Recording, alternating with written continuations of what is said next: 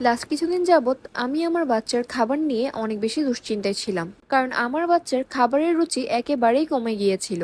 কোনো খাবারই সে খেতে চাইতো না। আর তখনই আমি আনিশা ফুডসের এই পুষ্টি মিক্সের কম্বোটির সন্ধান পাই, যেটা দেওয়ার পর আমার বাচ্চার খাবারের রুটিন একেবারেই বদলে গিয়েছে। মজার ব্যাপার হলো, এটা তাদের পেজ থেকে আমার দ্বিতীয়বারের মতো নেওয়া। দেখতেই পাচ্ছেন, একেবারেই ফ্রেশ প্যাক, কালকেই মাত্র হাতে পেয়েছি।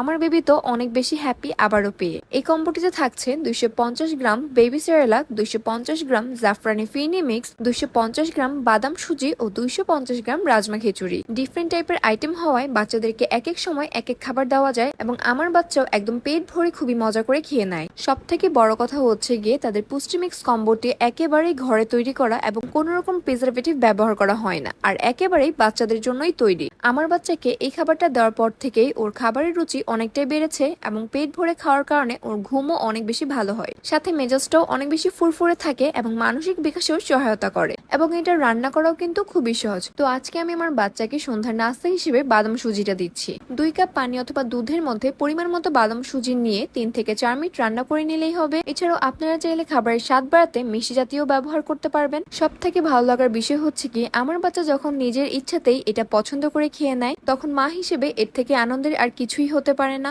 এবং আমি এক প্রকার মানসিক শান্তি পাই, কারণ আমি জানি আমি আমার বাচ্চাকে ভালো কিছুই দিচ্ছি। এখন আমি যখনই বাহিরে যাই, সঙ্গে করে এই পুষ্টি মিক্স কম্বোটি নিলেই হয়। কোনো ঝামেলা ছাড়াই একদম রেডি টু কুক থাকে। আমি যেহেতু নিজেই মা, তো বুঝতেই পারছেন আমি নেওয়ার আগে কতটা চিন্তা ভাবনা করে নিয়েছি। কিন্তু আপনাদের আর চিন্তা ভাবনা করতে হবে না, কারণ তাদের পুষ্টি মিক্স এই কম্বোটি খুবই যত্ন সহকারে তৈরি করা হয়েছে। তাই আপনারা আনিশা ফুডস থেকে একবার হলেও এই কম্বোটি নিয়ে ট্রাই করে দেখতে পারেন।